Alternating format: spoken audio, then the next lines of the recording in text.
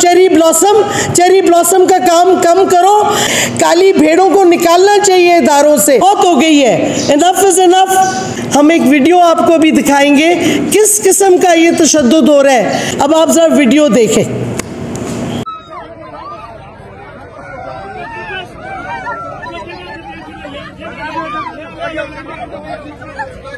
रात के अंधेरों में पुलिस और प्लेन क्लोथ्स में जो लोग थे, पता नहीं किस इदारे के थे, इस वक्त आइन की धज्जियां उड़ाई जा रही हैं, रूल ऑफ लॉ ख़त्म हो गया है और जंगल का कानून पाकिस्तान में इस वक्त चल रहा है। ये हफ्ते के दिन जो खान साहब ने कॉल दी थी कि पीसफुल रैलीज निकाली जाएं आइन और रूल ऑफ लॉ के हक में, कोई ऐसी गलत काम नहीं है अगर कौम निकल के खड़ी होती है आइन के लिए और रूल ऑफ लॉ के लिए। लेकिन क्या हुआ, आपने देखा एक रात पहले पाकिस्तान में हर जगह उन्होंने हमारे वर्कर्स के घरों पे अटैक किया, कोई वारंट नहीं, कुछ नहीं, लोगों के घरों के दरवाजे तोड़े गए, उनकी फैमिलीज़ पे तशद्दुद किया गया और कोशिश की गई कि वर्कर्स को खौफ ज़दा करें अरेस्ट के लिए करके। उसके बाद रैली इस्लामाबाद में जो निकली उसमें भी आपने देखा जो हमारी ख़वातीन के साथ ख़ास तौर पे तशद्दुद किया गया, बेहुरमती की गई उनकी, जिस तरीके से उनको पुलिस ने पकड़ा। दो हमारी ख़वातीन शुमाइला और महविश यहाँ मौजूद हैं जिनको पकड़ा गया था और किस तरीके से पकड़ा गया था। और ये मैं बताती चलूँ, ये हमारी ख़वातीन एक्चुअली रैली में नहीं आ रही थी, ये F9 पार्क के बाहर खड़ी हुई थी रैली को वेलकम करने के लिए।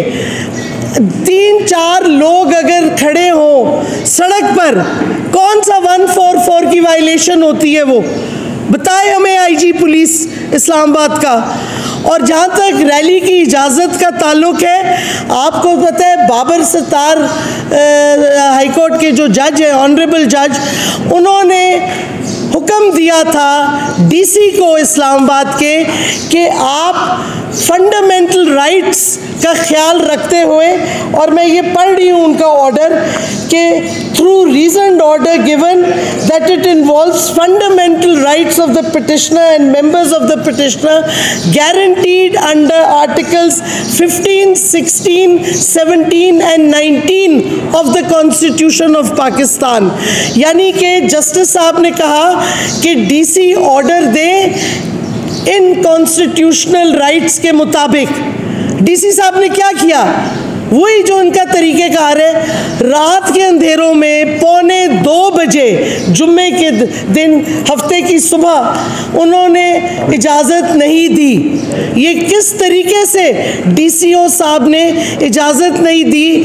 अगर कानून कहता है कि जज रेकमेंड करता है और कोर्ट करता है फंडामेंटल राइट्स, तो डीसी ने क्यों आइन की वायलेशन की?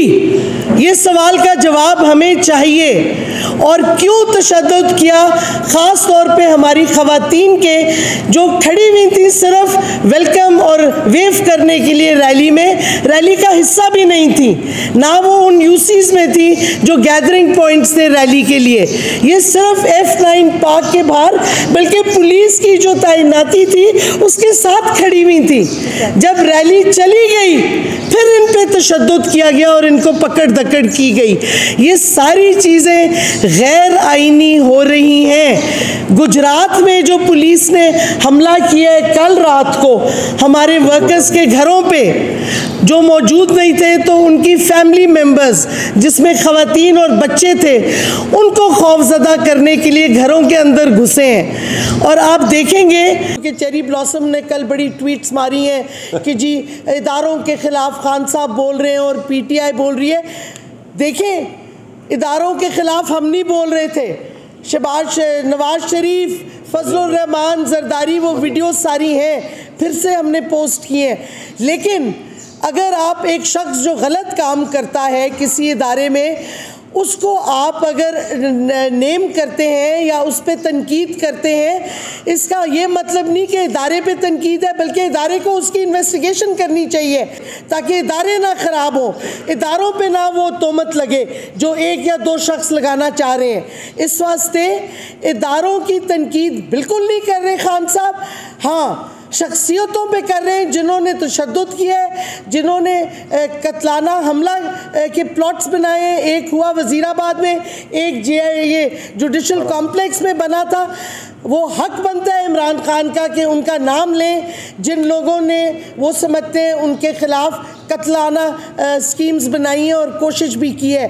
और अगर आप देखें नवाज़ शरीफ वग़ैरह इनको भूल गया है, आसिफ जरदारी ने इदारे की को टैग किया था जब उसने कहा था कि DGISI को हिंदुस्तान भेजो क्वेश्चनिंग के लिए। ये होता है इदारे पे तनकीद करना, इदारों पे तोहमत लगाना। ये जब जरदारी ने अमेरिका को कहा मेरी मदद करो मेरी फ़ौज के ख़िलाफ़, ये होता है इदारों पे तनकीद करना। तो ज़रा